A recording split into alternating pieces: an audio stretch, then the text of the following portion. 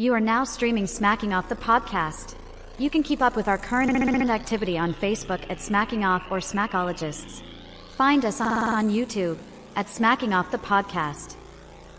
And stay right where you are. More Smacking Off the podcast is headed your way. Hey, this is Kyle Golick of the Smacking Off the podcast. I'm at the Basketball Hall of Fame. You don't need to come to Springfield, Massachusetts. We got our own Hall of Fame analyst in Dr. Balls. Dr. Balls is a presentation of Smacking Off the podcast.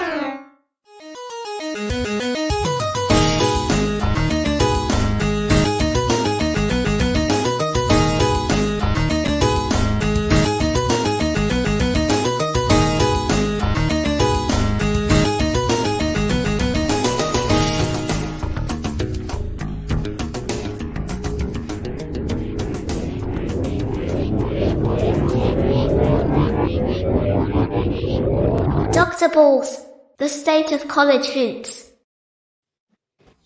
What's up, guys? Welcome to Smacking Off the podcast. I'm Dr. Balls. I'm here with our producer, Doug Phillips, key contributors, Ed Scrivener, and Mr. Sean Devine. How you doing, Doc? All right. Well, so this is an interesting week for college basketball, guys. There's all kinds of stuff. It is. I've been pissing off Alabama fans for a couple of days, and I'm an Alabama fan. So, So what have you been telling them, Doug? Telling them what I think. I don't think we're getting past UNC. I don't think this is the year. I'm really excited about Nate Oates, but I don't think this is the year. But prove me wrong, and I'll be ecstatic, and I'll be the one blowing party favors on the next episode. Well, the Tar Heels are not going to try to slow them down, which helps Alabama. Yeah, I agree with that. And then Alabama played an ugly game. I mean, in the previous game against Grand Canyon, that was one of the ugliest basketball games I've ever seen. It was one of the most physical basketball games I've ever seen. I thought I was watching the Pistons, and I really didn't expect them to play that style. But now that I've seen that they can do it, if they really want to, then I find that intriguing against North Carolina, because North Carolina's a team that has lots of players that have been around a long time and are really good, but losers can be around a long time too. And I just love to see Alabama upset them, even though I love an experienced team in the NCAA tournament, and it's been chalk so far. What do you think, Sean? You think it's been chalk so far? Oh, are you with us, Sean? I don't hear Sean. I don't hear Sean. I'll jump in. So you got two teams that played pretty poor defense throughout the regular season that have stepped up their D lately. So it'll be very interesting. Yeah, I'd have to agree with that. And I like Alabama didn't shoot well in the last game, right? And if they're a team that cycles well shooting wise, and they're an up and down team shooting wise, which they've pretty much been all year, then if it's an up game for them, we could have a high-scoring game in the 90s on both sides, I think. Grand Canyon's no joke either. No, they was rough. They was rough too, and Alabama got rough with them.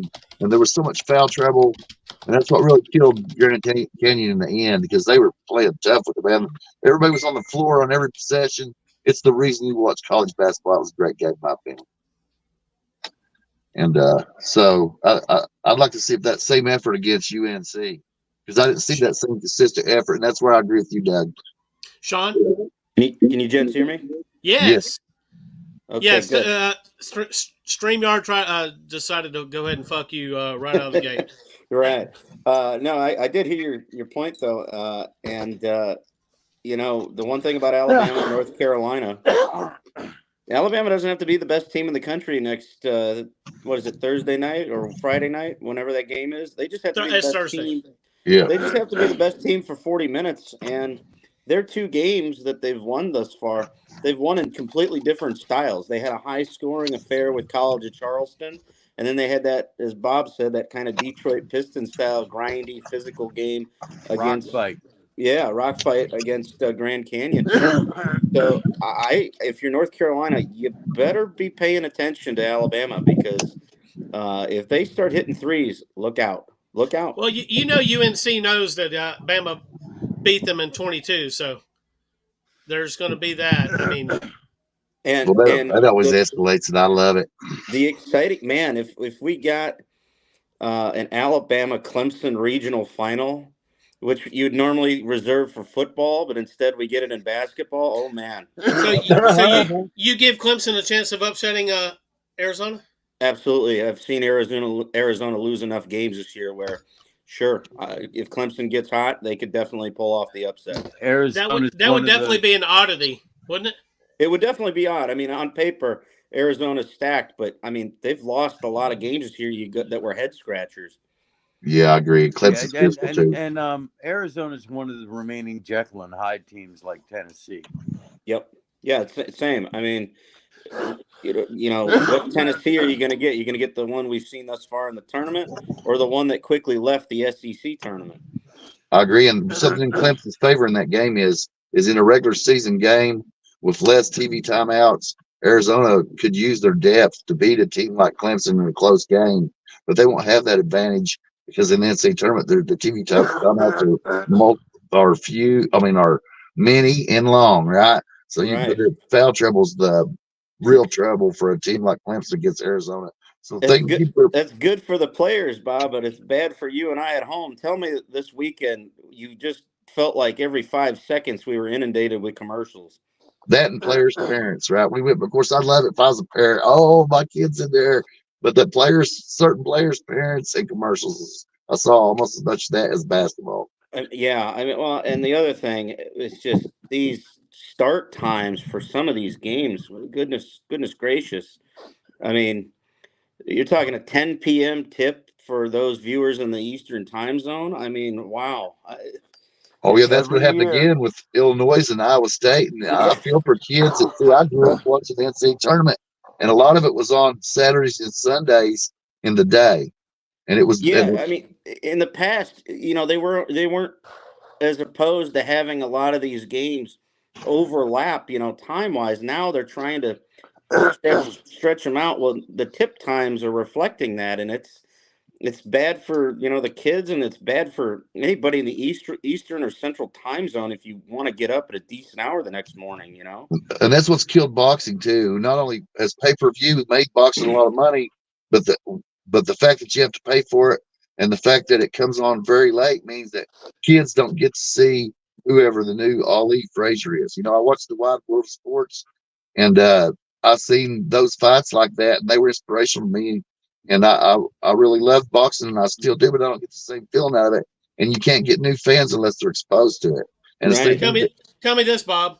Did you see Randall Tex Cobb versus Larry Holmes? Yes, I did. Yes, that was a fucking fight. I mean, it wasn't a great fight. It wasn't a great fight in terms of like competitive, but Randall Tex Cobb hung in there for, was it 15 rounds back then? Oh yeah, well, see, what it was is Holmes' style lent himself to that because even though Tex wasn't nothing but a bruiser and a brawler, Holmes was a strategic fighter, and he loved a long fight and to conserve his energy and wear you out. And so it kind of played into Holmes, but you got to give old dude credit, man, for hanging in there. You know, I don't give a fuck what anybody says. If you've seen Pet Detective, the first Ace Ventura, everybody knows that Randall Tex Cobb is a national treasure. Oh yeah, he's awesome, man. I love dudes like that. And I think of the dudes that talk smack to Tyson, like what was it, the Truth Williams that talked smack, and he come out and he fought good for like a round and a half. And then Tyson hit him that one good time and just destroyed him. That was the British heavyweight champion back in the day. Yeah, and he had talked to no. Sorry, I'm wrong. I'm thinking of Frank Bruno. Oh, Frank Bruno, yeah, he talks a whole lot of smack too. Same shit, and that's why I got them mixed up. But Carl the Truth Williams, same thing. Yeah, so that was a horrible idea, and that's why I want. Now I don't have any respect for Lennox Lewis, guys. I got to run this past you since all you are seasoned sports fans. I know we're talking college basketball, but this is very important to me. And Sean, so I never felt that Lennox Lewis was a legitimate champion because he hid from Holyfield until Holyfield was an old man. How do y'all feel about that? I mean, he handled Mike Tyson, but Mike Tyson, for his style, was way over the hill at that point. Yes. I always liked Lennox Lewis. I don't know what kind of boxer he was. I mean, he did have a career that put him in the right places at the right time. Yeah. Yeah, I think that's. I'm not going to say anything bad about him, though. But he did duck Holyfield until he was an old man. And until Holyfield was an old man. I mean, we're talking years and years. He ducked Holyfield. Tyson didn't duck him. Tyson bit that fucking ear off. Dude. Oh, no, Tyson didn't duck him. I mean, Tyson didn't duck nobody. I mean, we've seen that a lot in boxing, guys not fighting good fighters, and then, the different media outlets preventing those fights. So, yeah, I mean, he's not the only one, but it is what it is. It's important. But anyway, I love the boxing game. I thought it was great. But like many things in sports, it's been perverted in a lot of ways, and it feels less legitimate, right? But that's in college basketball, though. We're watching this shit, and it's playing out in a big way. And people are down on the floor that I ain't seen on the floor all season, like Alabama, and they're getting rough and ugly about there, which I kind of like. And the competitiveness is just over the top, guys. That's why this is one of the biggest TV events there is. Yeah, I agree. I mean, and we've watched it since the beginning, since the Maui Invitational. All my brackets are garbage, so it proves how much I've learned. Not a lot, but well, you know what happens when you actually hit on these things. You just get lucky, because I mean some of it's skill, but most of it's luck. Sean knows that shit. Absolutely. I mean, I went 14-18 on my main bracket. Not great. I should have known this year would be, like we talked about earlier, a kind of an overcorrection to chalk. And I didn't have a lot of chalk. I went with a lot of upsets, so such is life. But regardless of my brackets, really enjoying the tournament, really enjoying the games. For the most part, they've all been really good. There have been some blowouts. That's going to happen. But, I mean, one of the key talking points that I heard, when we kind of closed business Sunday night, got to stop writing the ACC off. Yeah. They were kind of slighted all year during the regular season. And, well, now as we sit here, they had 5 teams enter the tournament. They got 4 sitting in the Sweet 16. Oh, and I like NC State. They're gritty. There was a joke on one of the talk shows the other day. So NC State, to get in the tournament, had to win the ACC tournament. And it was held in Washington, D.C. this year at the Washington Wizards Arena. NC State won 5 games in 5 days. And the joke was they've won more games in that building this year than the Wizards have all year. The Wizards have played like 60 games or something, 40 games or something in that building. It's close. It's close. But, what a run by NC State. They get past Texas Tech, and they thought, Kentucky'd be waiting for them. And then, Bob, what happened? It didn't happen, man. Kentucky, they're just not. Everybody played one-on-one basketball. When there was ball moving, it didn't make sense, and they didn't prepare. Coaching wise, you have to say, if you looked at the game and analyzed Kentucky, they didn't prepare for the zone. They weren't prepared at all. I don't think they were prepared coaching wise. And I'm not just saying this because I want Calipari fired, because I do, right? So what's going on with that? I mean, there's been enough time go by. We should be hearing something, shouldn't we? So here's what the process has been so far. So on Monday, his biggest supporters were on all the different Kentucky sports radio programs, including Kentucky Sports Radio, people such as Matt Jones and so forth. Everybody but Bennett that we had on the show, by the way. Of course, Bennett's been firing Calipari for 2 or 3 years, but so even Matt Jones, a shield for ESPN, right, is ready to fire Calipari. And then he had so they were supposed to meet about it today, but it didn't happen. Calipari put out a statement basically saying that he'd do better next year, and he basically gaslighted everybody and made one final power play at Kentucky. Well, and in that statement, he mentioned how he and athletic director Mitch Barnhart always talk about the season on a certain date every year, right? And I guess they claim tomorrow's going to be that day. So evidently the come to Jesus moment is going to happen for Calipari tomorrow with Mitch Barnhart. So I don't know what'll happen. He did a little Wolf of Wall Street and said, "I'm not fucking leaving." Yeah, I think he may try that. But So we'll find out tomorrow whether Coach Cal stays or goes, kind of, right, My Bob? prediction is that yes, he stays.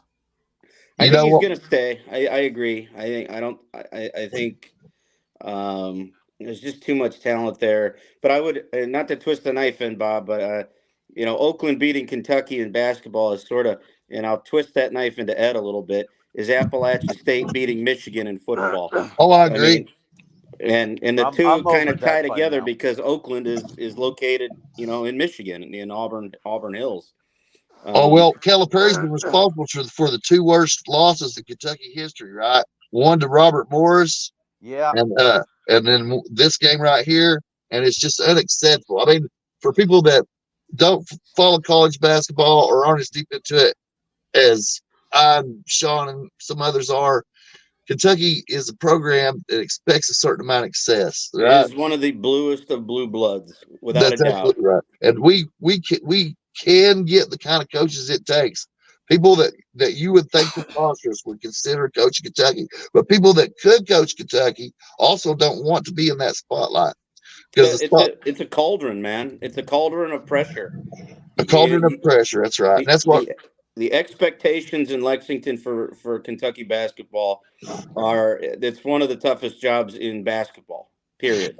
And then Rick Pitino even took homegrown players on probation and directly off probation and won with them. Right? I mean, and you can get the players you want if you're the right coach of Kentucky. You can definitely get the It's players you want. You it's can not a run. lack of talent. I mean, you think about this. They mentioned it during the broadcast.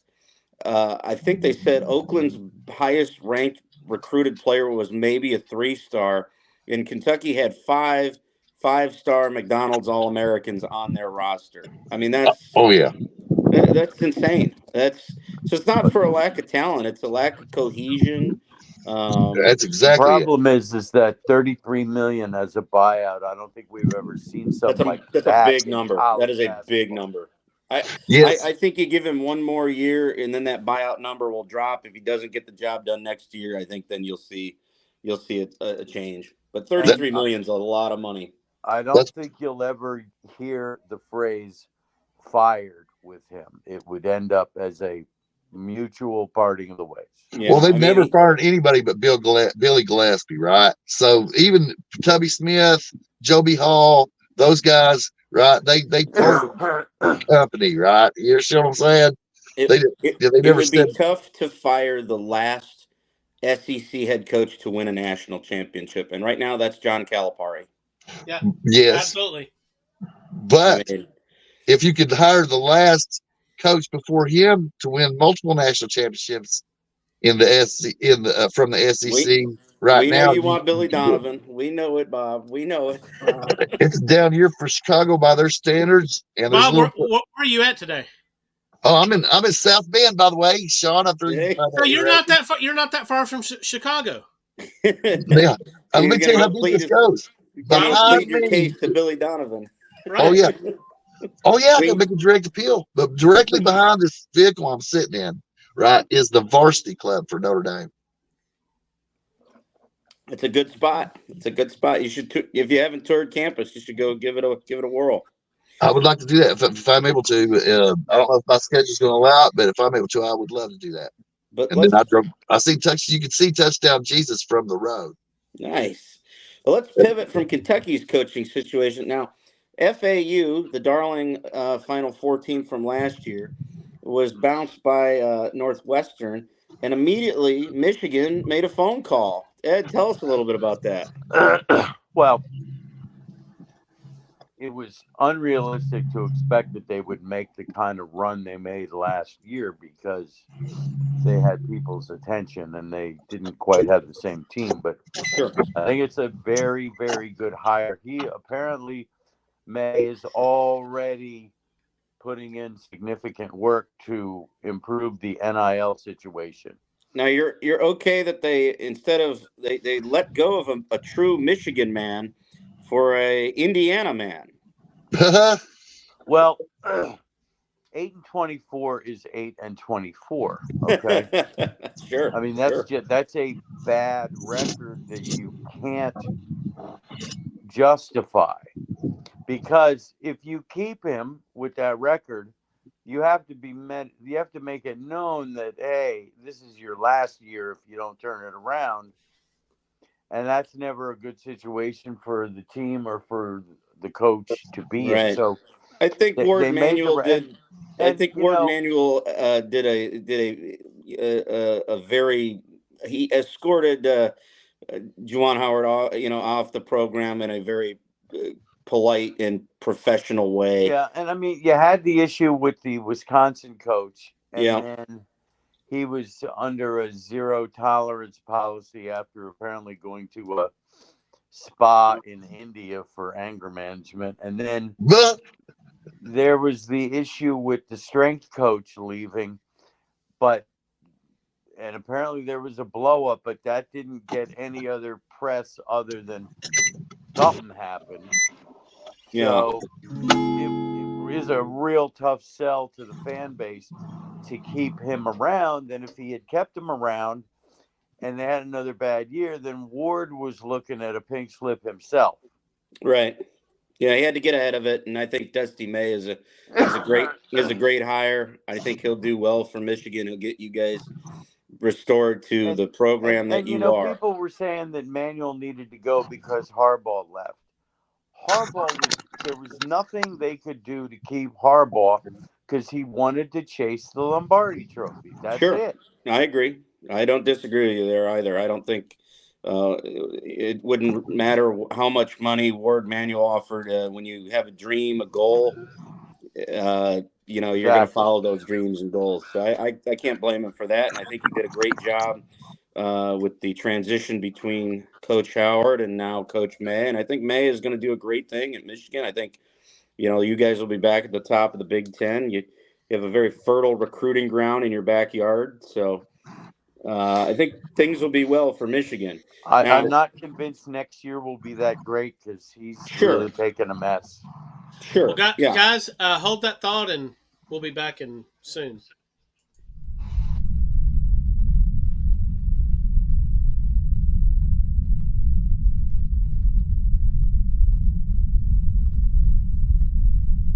Find us on the web at smacology.42web.io. There you can find our latest episode, or you can support the podcast by following our affiliate links at the top of the page. You can even buy some awesome Smacking Off merchandise. Again, that is smacology.42web.io.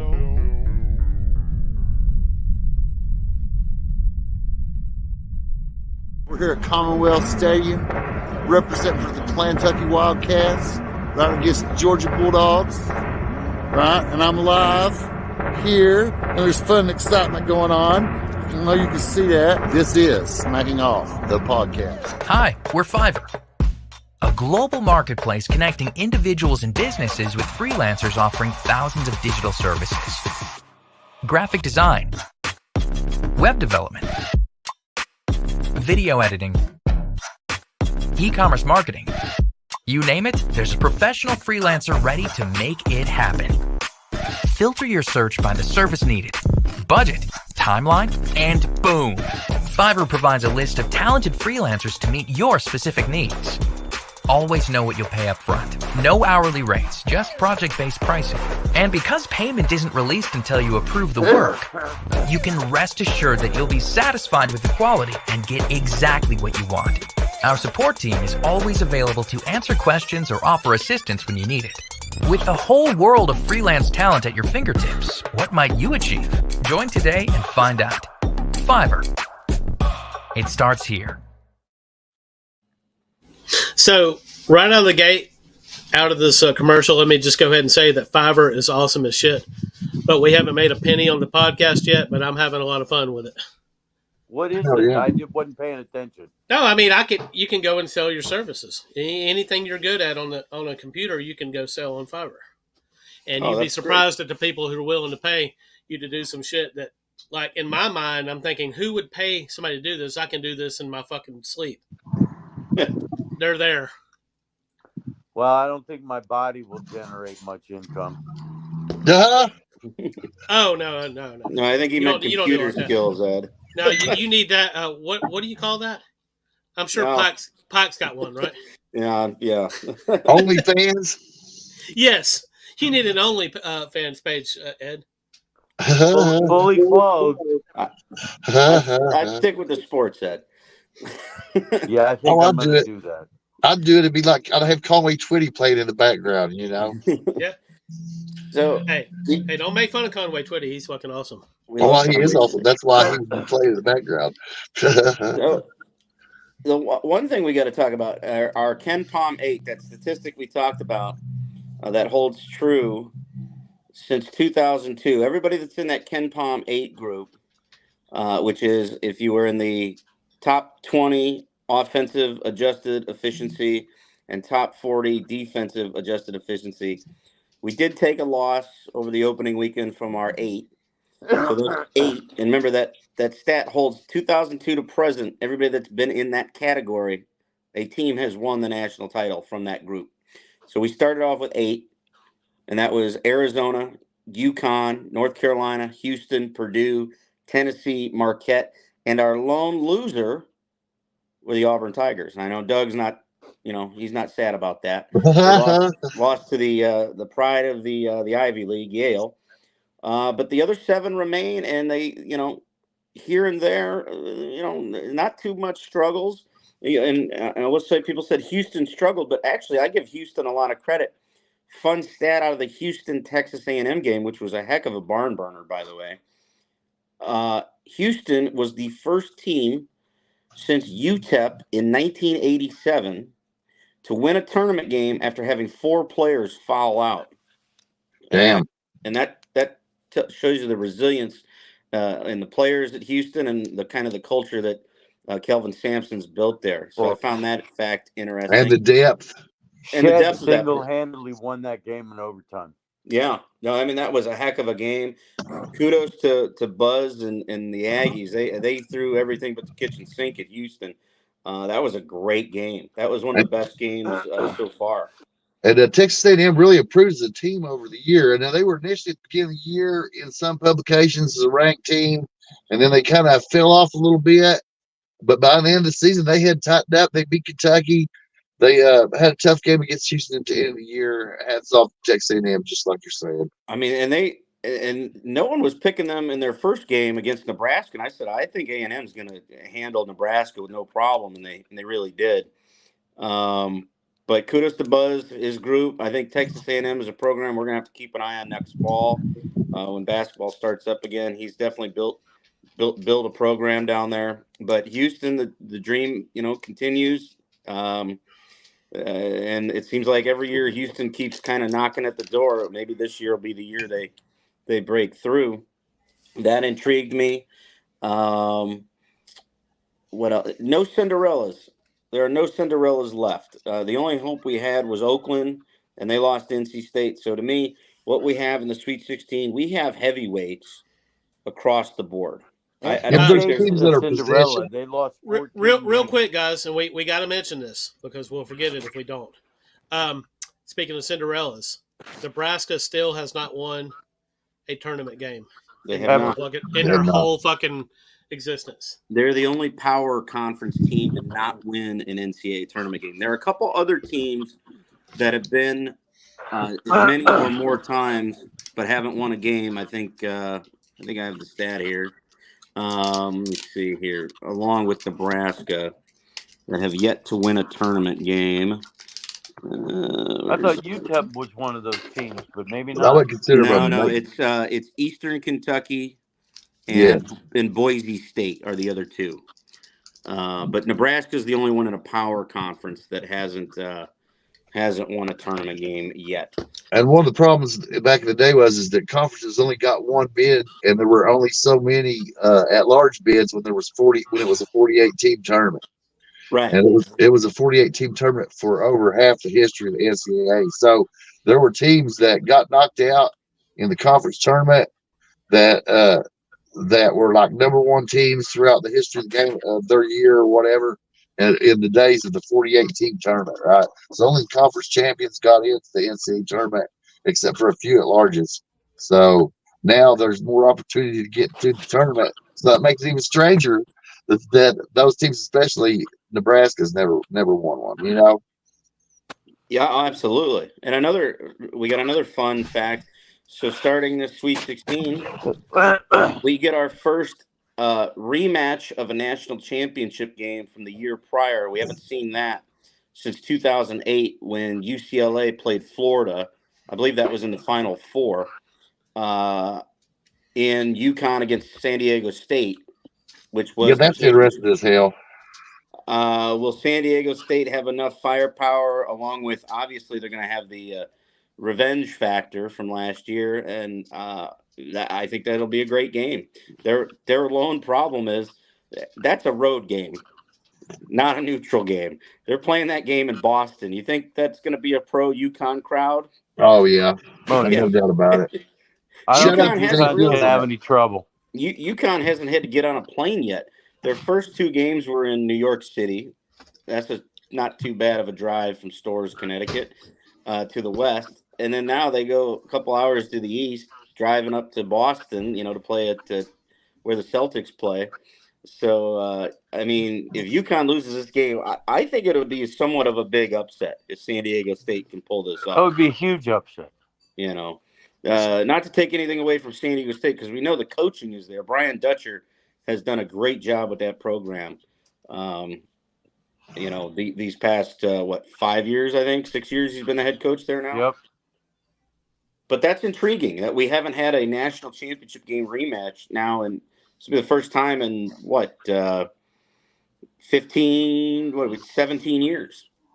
Damn, back to the days of Ed O'Bannon, and they who was the whole reason that we no longer have, even though he played college basketball, he was the whole reason that we no longer have NCAA football on a video game, right? Well, we're getting it back just a little differently.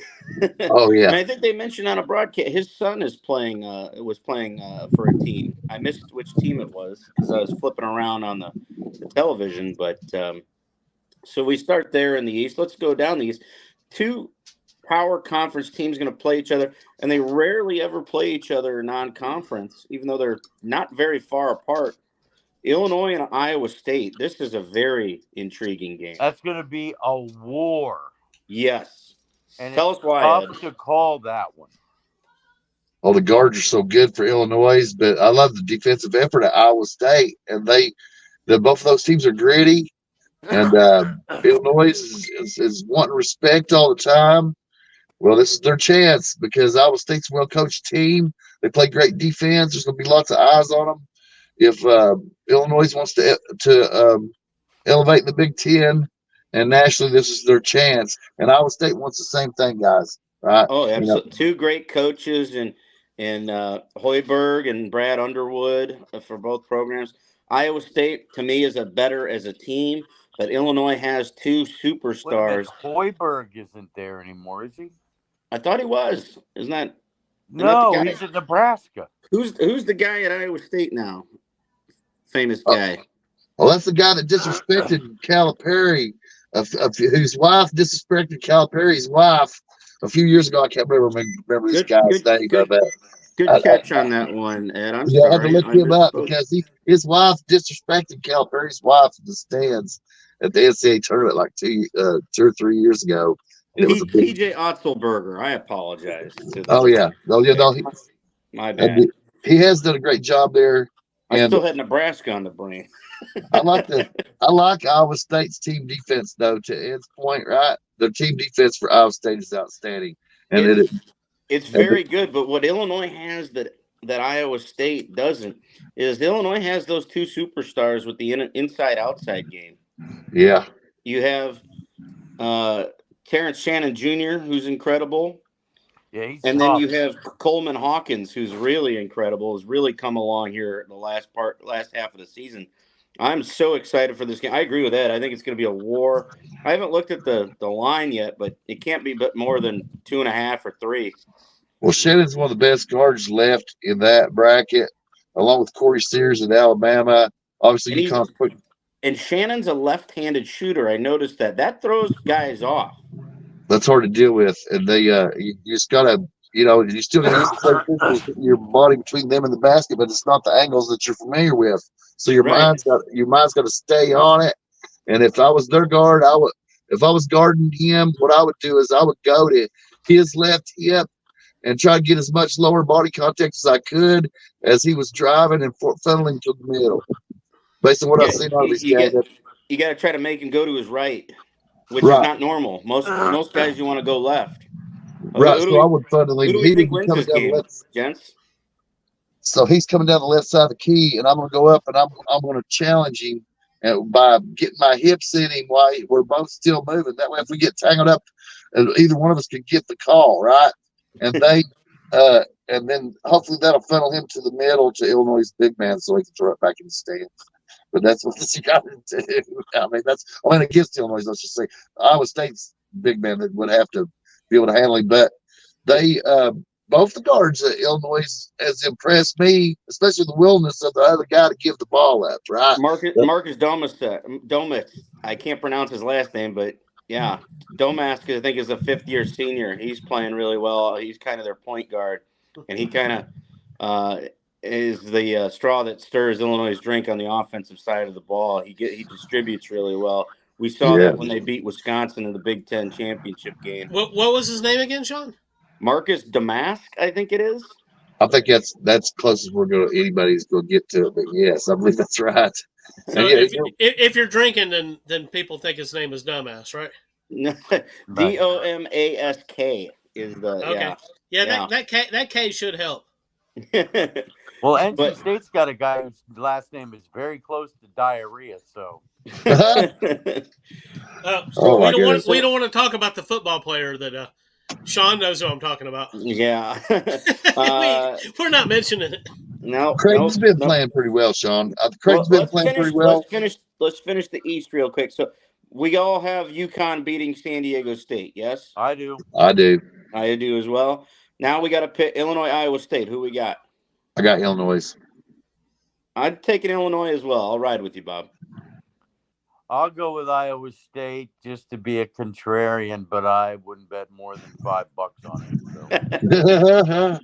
So moving down to the bottom part of our left side, North Carolina, Alabama. Man, I tell you what, I like Alabama's players, and I really like the coach here. I just think he's a good coach here, and he was the right choice, and he keeps proving it. But I don't know, man. I think it's Alabama's game. They haven't shot well all tournament. Yeah, if this is their game to shoot well, I think they could beat Alabama. But chalk always holds, so I'm gonna pick North Carolina. I will pick North Carolina. I will be rooting hard for Alabama. I'm gonna ride with Oates. He's been fiery, and he's got his guys finally paying attention on the defensive side of the ball. And I think they're due to have a breakout 3-point game. Give me the upset. Give me the Tide over North Carolina when they get to the regional final there in Los Angeles. And as long as he's not selfish and he makes the right decisions, I also like. Sears has been playing his tail off. I love that young man. I want to see against Hubert Davis's son, right? I think Sears wins that matchup. Yeah, I love Sears. I love his game. I want to see more of him, so I'm gonna roll with the Tide on that one. So if anybody pops in that I pissed off here in the last few days, and I've had people call me bandwagon fan and all kind of shit, but I've been watching Alabama basketball long enough to have enough fucking heartache for 100-year fucking life. And I have, but and somebody told me this: if Bama's going to pull this off, and we know that Oates is probably if he hangs out long enough, he's going to get them to the Final Four. Absolutely, but absolutely. At Nate the Oates same is time, one of the best coaches in the country, bar none. Yes, but and it's like the guy said, it's probably going to be a year like this when they get to the Final Four when nobody's expecting it. Well, right. I mean. And North Carolina can be beat. We've seen that a number of times this year. This is not your typical North Carolina juggernaut. Michigan State, for whatever reason, just couldn't make a shot the last 7 minutes of that game. Otherwise, Michigan State might have got them. Well, State was up and down all year. Right. But, I mean, they matched up player for player, no problem. Their problem was the last 7 minutes of that game. nobody could hit water if they fell out of a boat in the Pacific Ocean. They were brick after brick after brick. If they make those shots, the game is closer than what it ended. The final score was. So on this particular game, the way I'm going to say it is that Bama's going to probably play a great game. They're going to be up to the task, and they're still probably going to lose. And that's just me. Well, you've seen a lot of heartbreak. Just seeing exactly, and I think that North Carolina's got enough to pull this off. I think Bama will play a great game, and to anybody this pisses off, I'm not saying that Oates is not going to do it, because he is. I think he will. I think you got the right man there. You just got. And if they beat North Carolina and they go into the Elite Eight, who knows? This could be the year. At that point, my whole narrative will change if Bama wins this game. So let's move down. We talk about another, kind of similar matchup. You got Clemson against Arizona. What do we think, gentlemen? I like Clemson in that game. I believe that Arizona's not going to be able to use their depth to beat Clemson, and so Clemson will be able to keep their main 5, 6, 7 guys mostly on the floor if they can stay out of fire trouble and still match up with Arizona at the end. And they're playing physical. The Pac-12's having a pretty good off season in their last year, but I'm just I'm with Clemson. I like Clemson. I've been watching Clemson, and I like Clemson in this game. I got to disagree with you, Bob. The reason I say that, location, as we say in real estate, right? Short trip for the Wildcat faithful to LA, to the whatever they're calling what used to be the Staples Center. We know all the people in LA that didn't go to school at UCLA or USC, either go to Arizona or Arizona State. That building is going to be all Arizona Wildcat. It's a long way from it's a long way from Clemson, South Carolina to get to Los Angeles. And I think Arizona is just physically too talented. It's going to be close, but I think Arizona gets the game done. I think we know the answer in the first 10 minutes. If Clemson's in it, they got a chance. If Arizona jumps on them, I don't think they're coming back. Yeah, I think this is the year where Arizona doesn't disappoint like they normally do. I think they at least get to the Elite Eight. Well, hell yeah. All right, moving to the right side of our bracket. Hold on 1 second, Sean. I'm going to we're going to do one more break, and then we'll come back and you finish up. All right.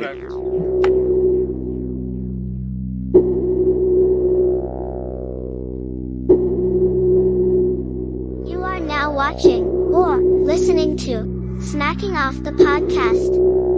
If you love it, tell your friends about it. If you hate it, share it with your enemies. It was just a small gift from Mummy and Daddy. One, however, that would spark a bit of an obsession. It started out innocent enough, as these things always do, but quickly lit the fuse to something bigger. Mum and Dad encouraged other activities, but alas, had to sell things almost as fast as they bought them. Friends and family thought it was cute. It's just a bit of fun, they said. It's just a phase, they said.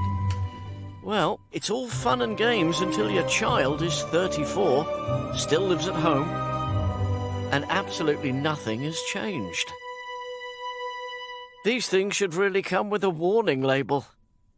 Buy, sell, eBay.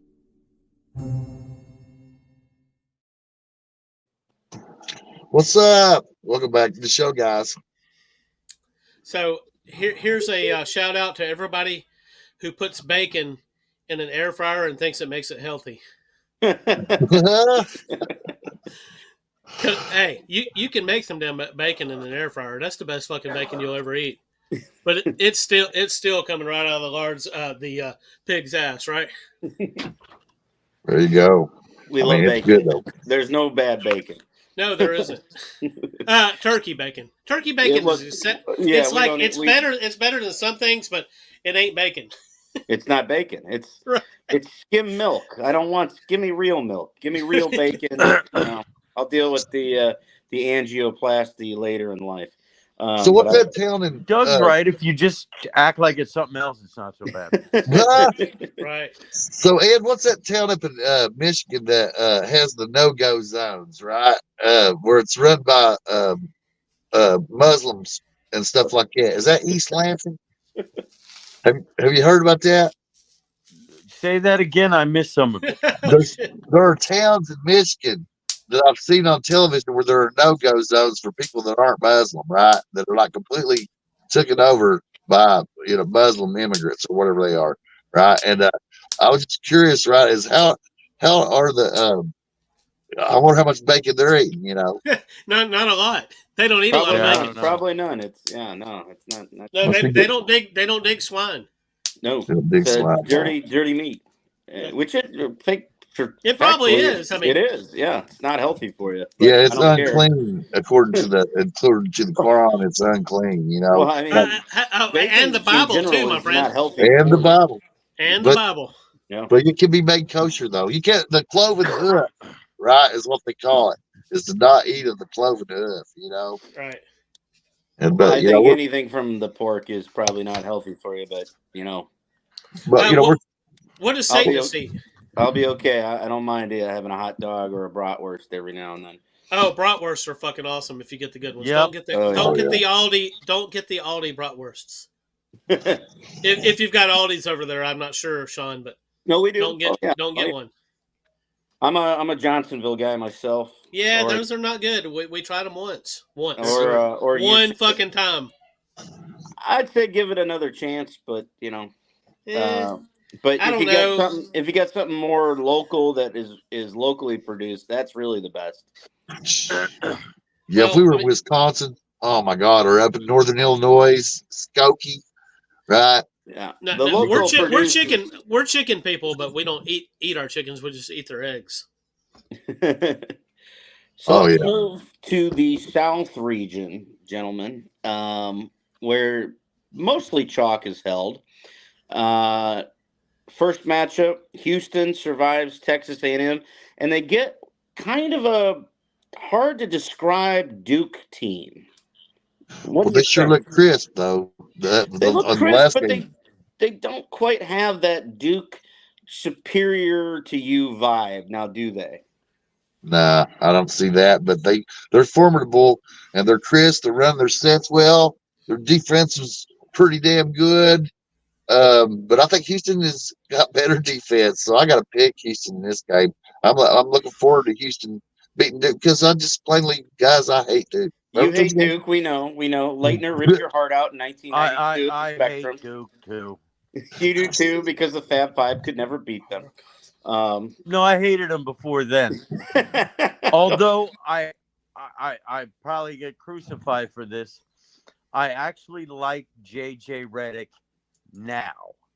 Wow, that is strange. Can you tell us why? He's a good analyst. He's very good. He likes hot takes, though. But he was like one of the, probably the most easily hated Duke player, but for who was the guy that was always tripping people? Well, yeah, I was just going to say, I'm sure J.J. Redick is sending Grayson Allen Christmas cards every year. Yeah. Grayson Allen, thank you. Yeah. But Jason Williams was the most protected player by the refs in college basketball history, right? When they played Kentucky in Madison Square Garden, he was holding our point guard Hawkins' jersey coming through the lane the entire game. But if you got within 3 foot of Williams, it was a foul, right? Not just in that game, in the Syracuse game, many others I saw while Jason Williams. And I felt that if he had not been in the motorcycle wreck and he had went to the Bulls, that he'd have been a minor player and he had a cup of coffee that would have been long for him. So you're not easily biased against Duke. We got that established, Bob. Me, I'm lukewarm on Duke, but I just think looking at this matchup, I think Duke really is going to need the referee's help in this game because I don't think they're physical enough to match up with Houston. They're not at every level. So it's going to depend on if the refs have a light whistle or a heavy whistle, because Houston is just such a physically imposing team. They're way more athletic, particularly at the guard positions. I don't see how Duke can beat Houston unless they get some help from the officials and get a lot of trips to the foul line. Man, you're right And I about that. think I'm going to Duke tell you would have why. to really shoot well, which won't be easy. Right, and Houston defends so well. I mean, they are on top of you as soon as you have the ball. They But move laterally so fast. Now, So here's why you're right about that. Krzyzewski is not there at Duke anymore. And the calls that they would have got out of respect for Coach Krzyzewski and his ability to work refs, they're not going to get. Kelvin Sampson's more likely to get those calls. That's true. Shire won't get them. Yeah, Shire's too new. He hasn't established anything, and like you said, Kelvin Sampson's got a program there. I just think Houston's too much for this Duke team. I agree. I certainly hope so. All right, moving down. And you got money on this one? I haven't placed my bets yet. I bet I took the money line. I did not bet the first 4. I took the money line on all 48 underdogs the first 2 rounds. Oh my goodness! How'd that go? Did you break even at least? I lost 20 cents. That's breaking even because it was worth that. It was worth 20 cents for the entertainment, right? And not only that, out of 48 games, I lost well over 30, but the ones that I won on the money line made up for the losses. So you're basically breaking even is how you're doing. Yeah. Which tells you don't quit your day job. And no. Don't listen to Sean. Bet your house and you'll be a millionaire. That's why I don't bet. I know I'd lose. I've used a lot of luck up in life, guys, just by surviving. Unfortunately, BetMGM does not have equity lines of credit on their website. So. You mean there's some that do? They have equity lines of credit? Not for all those listening, we encourage you to game responsibly. Don't do what Ed does. Yeah, not officially, right? It's just if you talk to the right people, right? All right, remember, you have responsibilities in life that are bigger than college basketball. Yeah. All right. I'm either going to bring on a gambling guru as one of our sponsors, or a seek help for gambling guy.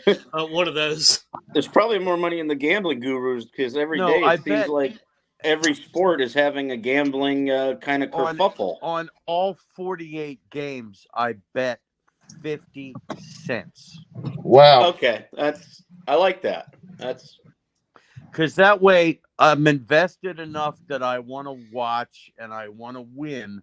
Right. But if I don't win, I don't have to go up to my wife and say, "You're making me sad can you have a seat?"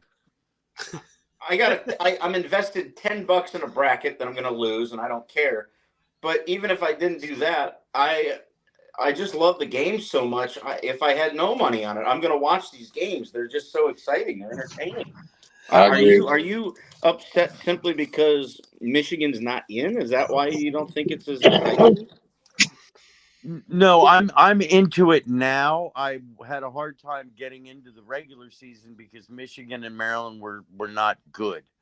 But no, the tournament's a big deal for me. Like it was a huge deal that both of my bosses were off last Friday. I was off Thursday. I always take the first 2 days off, but I didn't work Friday. Yep, so that was same. like took Thursday, Friday off. Absolutely, yeah. Always. I mean, no, not that's why I try to. That's requested off in advance, but working that Friday was just horrible. Yeah, no, I mean, I completely agree with and the other thing that I do now that way, in case my team has been not in it a lot more than probably your guys' teams, but I like to watch. I'll pick a night during the week and watch we know how the conferences are tied into different television channels. I'll watch that one night. I'm going to watch Big Ten tonight. So I watch Big Ten. Another night I'm going to watch the ACC. And then some of these other smaller conference, I'm going to watch the Atlantic 10 tonight and check out the Atlantic 10. Now, by the way, I had no idea and no foresight to think that Duquesne, who was middle of the road in the Atlantic 10 the whole season, would go on a run in the Atlantic 10 tournament and steal that bid. Albeit, I think Dayton got one other bid from that conference. Which, by the way, The Atlantic 10 probably deserved 3 bids, not 2, but that's a conversation for another day. But Duquesne upset BYU in the 11-6. And then, unfortunately, the talent disparity, they ran into Illinois and they lost. But so, true story. We got a guy that comes into the sports book, and he's a runner. He places bets for other people. We haven't proved it, but we know it's true, and they're not supposed to do that. And he's also a drug dealer. So he comes in and he's doing a parlay, and he's like, and he doesn't know anything about sports. He's like, Duquesne? And I said, it's Duquesne. Just think about what you're doing after you place the bets. Okay, so which one do y'all know more? I mean, is he running bets, or is he dealing drugs, or which one are you more confident of saying? The running of the bets, only because he can't pronounce. Okay, so he may have never sold a drug in his life, right? Probably it's possible. Not. It's possible. Okay. So moving down, we have the 2 seed Marquette, who now, with the reemergence of a healthy Tyler Kolek, or Kolek, depending on your pronunciation, has blitzed through their first 2 games. They got Western Kentucky, who they handled easily, and then squeaked by Colorado. They get a very overseeded NC State, who is an 11 seed, really should have been probably a 6 or a 5 with the way they're playing. NC State against Marquette, and I love the front court battle in this game. DJ Burns against Oso Ighodaro. I think that's going to be a great matchup. Yeah, you can't seed a team with 14 losses at 6, no matter how hot they are. I'm riding NC State. I'm feeling the burn. You're feeling the burn. You love DJ. I love DJ Burns because, one, for a big man, he moves so smooth. And number 2, for a big man, he distributes the basketball. He finds guys that are open. He must have a set of eyes in the back of his head because he finds guys open that you wouldn't think he could find, and he finds them, and he's crisp with his passing. I'm waiting for him to flip it over his shoulder. Him too, but he is a defensive and a rebounding liability. I would expect him to rebound a little better. I agree with you there, but I mean, on offense, he's a problem. Yeah, he's hell offensive player. Because you don't see post moves like that anymore. You see a guy like Edie, who's 9 feet tall and shoots over everybody. This guy, he does the fakes, he does the footwork. He's smooth. He is so smooth. Well, that's what they got to do to win, guys. Is he's got to get their guys in foul trouble. He's got to cause that chaos down low on the offensive end, so that Marquette will have their guys in foul trouble. But otherwise, man, like you're saying, that now that he's back for Marquette, man, that guy's a hell of a guard. And did you see him dribble like completely around the lane like twice before he finally hit that little baby hook shot? Because he's not that tall for a post player, so he's gotta create space. No, but but by doing that, he was like, the defense was confused, like they didn't know where to go. Like, well, he does creates his shot after he makes his moves. Yeah, no, he's exciting. I mean, I think it's going to depend on Kolek's play and whoever's defending him for NC State. If NC State can stop Tyler Kolek, I think they'll win this game. If they can't, I think Marquette wins the game. That's how I see it as well. But I think this is probably, other than the Illinois-Iowa State matchup, my favorite matchup of the Sweet 16. The NC State. I'm not confident in Marquette's ability to play a complete game for 40 minutes. Yeah, I don't know, because I think the TV timeouts is going to help both teams in this case. I think it's going to be down to the wire. I think it'll be whoever. Yeah, I agree. And Marquette was able to develop other guards during Koke's absence, right? Absolutely. Cam Williams, I think his name is. Yes, so that was a big help. Cam Jones. Cam Jones, that's right. They were able to develop him. He got some valuable minutes, and so that's going to help them in case that they get the bench and start getting thin. All right, so let's run around the circle. Ed, who do you got win this game? Marquette, NC State? Yes. NC State. Okay. Bob? I got, about as I said, I got Marquette. Doug, who do you like? I think we lost him for a minute, so I lost Doug. We'll say he's neutral. He's neutral. I'm gonna take Marquette. I think we all took Houston against Duke, did we not? Yes. Ed? I lean Houston, but okay, I'm not. That's fine. You're not in love with it. That's fine. I'm going to take Houston as well. Okay, one last region, gentlemen, and this is probably the most exciting region, at least for me. We'll start at the top. They didn't choke this year. They got to the Sweet 16. The Big Ten regular season champion Purdue Boilermakers. Oh man, he is looking so strong. Edie is, and they've been blowing teams out. They might convert me because I'm like, well, they just keep blowing all these teams out. But I like Gonzaga is very compelling to me in this game because unlike all the years where they had all the hype and so on and so forth, they've quietly put together a nice run here. Gonzaga coming in with no hype, flying under the radar. They took care of a lot of people's favorite Cinderella story, which was McNeese State, pretty handily too, by 21. And then they beat Kansas. Albeit Kansas was down a guy in what was that? McCullers. Blew them out. But Purdue is blowing out their two opponents. They blew out Grambling by 28, and then they blew out Utah State. Utah State was a good team. They beat them by almost 40.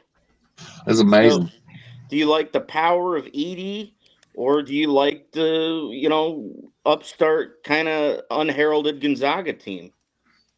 I think it's a great story. War like the Illinois Iowa State game.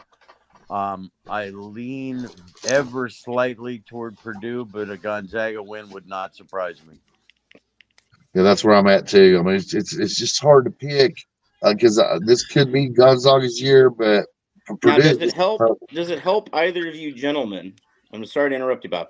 Does it help either of you gentlemen that Purdue, I believe, beat Gonzaga by 9 in the Maui Invitational back in November? Does that do anything for you? Means nothing. I think agree. It's helpful for Gonzaga in terms of how they might play and how they might coach against Purdue. I think I'm going to take the upset. I'm going to take Gonzaga to get to the Elite Eight. I think Mark Few has a little bit more experience in the tournament than Matt Painter. I think and we saw the kind of formula that Wisconsin employed to beat Purdue in the Big Ten tournament. You can let Edie have his. But if you shut down their wings, you can beat them. Tiggy agrees with you, Sean. Athletic. Well, Tiggy's got a lot of teams, but I'm sure he does. But I think that's the formula. Remember, Wisconsin, what they did, they let Edie eat, and he did eat.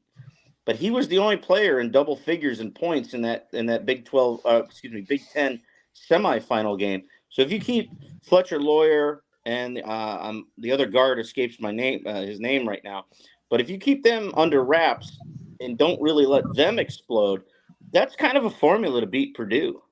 Yeah, I think they could do it. And Gonzaga plays good team defense better than I expected. I wasn't impressed with them last year because their stars were undersized in terms of muscle, and they were getting pushed around a little bit, and they didn't really want to battle inside, and that's why I didn't have any confidence with them. But they seem to be more well balanced. They don't really have any stars at Gonzaga per se compared to last year, but they were really cohesive on defense, and that's a good prescription to win a basketball game in the tournament.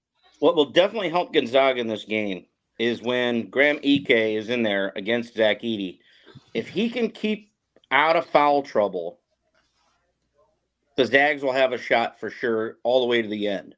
If Ike gets in foul trouble, they don't have really depth behind him, which is shocking for Gonzaga because usually they have decent depth. This year they kind of don't. So if Ike can stay out of foul trouble, I think Gonzaga is going to be a real problem for Purdue in this game. Edie gets a lot of calls. He does. Well, I mean, he's going to be the back-to-back Wooden Award winner, right? Yeah, there's a lot of respect in that. So they're going to he's going to get the benefit of the doubt. But on the other hand, you can get a guy like that off his game. If he challenges him early in the possession to where he's able to push him out near the perimeter without losing contact with him, he might wear him down, or or frustrate him where he starts pushing Elkie around and get some stupid fouls, and that's what Gonzaga is going to hope for. Definitely going to be a very pro Purdue crowd there in Detroit. Not a far trip from West Lafayette up to Detroit. So I expect the black and gold faithful to be in full force, and Ed will welcome them with open arms, of course. I don't think that's going to bother Gonzaga. No, if they went into Rupp, no offense, Bob, they did. They went into Rupp earlier this year and they beat won us there. You know, what's left, Sean? Gonzaga's Creighton and Tennessee. We got to talk about Creighton and well, Tennessee. we are. So this is the last game of the Sweet 16. This is it. It's Creighton, Tennessee. You know, this is an exciting, interesting game. I told you guys from the beginning when we started doing this that a Sweet 16 berth was all I wanted after the run we had last year. So everything after this is just gravy. And I'll tell you what, I was sweating like nobody was sweating on Saturday night because Oregon had us dead to rights. There was a reason for that, Sean. And the reason that Creighton was in trouble early with Oregon is because Creighton wasn't really running sets. They were running ISOs for individual players. And they didn't really run any sets. They didn't create open shots for their guys, and they didn't hardly have any motion. And individual guys were ISOing it. It was just whoever ended up with the ball, they would either go to the rim or set third defender up for a shot. If they could have some ball movement, they could beat Tennessee. And I believe the Connect can be defended well by Creighton, so they got to stop Ziegler. Well, and Alexander's a hell of a player. It's possible he can, but Ziegler's defense is top notch, and Tennessee's defense is top notch overall. So for Creighton to beat Tennessee, and I believe they can, because I believe they actually match up talent wise on the first line, that is, and so they have to have ball movement. I definitely agree with you on that. The ball movement was poor at the onset against Oregon. But I will add to this. We talk about feast or famine from three. First half, Creighton was 4 of 20 from three. That you won't win a lot of games going 4 for 20 from three. They picked it up a little bit in the second half, and then really when the three ball finally started to drop for them was in that second overtime, and you saw them stretch it out. They won the game by 13. But if Creighton's not hitting the three ball against Tennessee, it could be a long night because I think Tennessee is better in the front court. They're more physical in the low block, regardless of whether Connect is hitting or not. I mean, if we take Connect out of the game, great. If Tennessee dominates the front court, the points in the paint, that's going to be a problem for Creighton. So this is another one of those games where I think the referees are going to play a significant factor. Is it a light whistle or is it a heavy whistle? They've never really given much. To Barnes. I mean, he had teams with the Player of the Year when he had Augustine and who's the one in the NBA, such a big superstar. When he had Kevin Durant down in Texas. Yeah, right? Durant. When they had Durant and Augustine, they had the Player of the Year on the team, and they didn't give him any calls whatsoever. And so Creighton does have to hit. But they proved that when they do have ball movement, they will hit, and that'll raise their percentage against Tennessee. And I believe Tennessee can out rebound Creighton, so they have to have a great shooting night. But to do that, they got to move the ball. If they do move the ball, well, they showed, like you said, that when they finally got the game into overtime, and then they finally opened up in the second overtime, that when they move the ball and they're able to get guys free, they can hit. So to me, for this game, for Creighton to win, I'm going to put it in a similar category as that regular season game against UConn. I think Creighton's three-point shooters are going to have a hell of a night to beat Tennessee. I think we're going to have to be at least over 40% from three to win this game because top to bottom, Tennessee's roster is better than ours. And if we don't, I like Tennessee. People go, well, they got bounced quick in the SEC tournament. All that did to me was give them more rest and got them refocused. That's the reason I'm picking Tennessee in this game. That's why I'm picking them too. Because they got bounced. Yeah. No, I like Tennessee in this game. I'm obviously I'm a diehard Blue Jay. I hope the Blue Jays win. But like I said, a Sweet 16 run this year was about what I expected. So I like the Vols to get it done, and then we might get a Gonzaga Tennessee Elite Eight. That would be great. But if we get a Purdue Tennessee Elite Eight, that would be great too. I think the Midwest region has probably been my favorite region to watch thus far in this tournament. Yeah, it's hardest been. one to predict, I think. And it's probably, I mean, though the Tennessee-Texas game, that's going to be a conference game next year. We saw a dandy. It was a 4-point win for Tennessee. That was a great game. That was an Yeah, it was. absolutely great game. So, I mean, and we'll talk Elite Eight and Final Four next week. But Yeah, so when will that be, guys? Sean, you're the guy that knows all the schedules. When should we do this next show? I would say Tuesday again next week. I think Tuesday. Tuesday it is. Unless Monday works for the gents, because that'll be more of an instant react. So, Bob? Either one's good for me, but keep in mind, I think the second game Sunday tips around 5. So, yeah, but no, he said Monday, right? I mean, it depends on the guys that are in the Eastern time zone, because that 5 o'clock game on Sunday will get done around 8 o'clock Eastern. Is that right? Yeah. So, I mean, maybe we could do a late Sunday, but that's up to Doug's. I mean, If we You did know a what? 9 p.m. Sunday, it'd work out better for me. It's absolutely not it's not important to me. Sunday is fine with me. Sunday night would probably be best for all of us. That way we get immediate, instant react. Yeah. Okay, Right. so real quick, shout out to Jen Chavez. Creighton gets it done in the final seconds. Oh, Jen and I've been talking. Hopefully we'll make a friendly bet on it. But I picked Tennessee, so if they lose, well, All right, so here's the deal: if Tennessee wins, Jen Chavez comes on next episode. There you go. Well, Jen's been doing better than me in our bracket, so she knows her basketball. She's cheating off of somebody's fucking bracket. You know she is. So will her avatar be an angry face, or is she going to show her face? I mean, she's got a lot of angry faces, and she's got a variety of them. Oh yeah. No, she's been great, and I think Tennessee has a really good team this year. They do. I mean, that Dalton Connect is an incredible player. What a pickup, by the way. Wasn't he at Northern Colorado last year? Oh yeah, he's just been amazing. It just tells you what the transfer portal is doing. I mean, another one, for Creighton is Baylor Shireman. He was at South Dakota State. So I want to say this real quick before we go. There's a lot of people. No, sorry. There's some people who think that Jen Chavez is Andrea Charles, and it's definitely not. It's actually her sister, right? It's her sister, and it's for real. Because I've been knowing it for a while. But they're diehard Vol fans. I think they are, and I haven't seen Andrea Charles block me a long time ago. So, but her sister has not.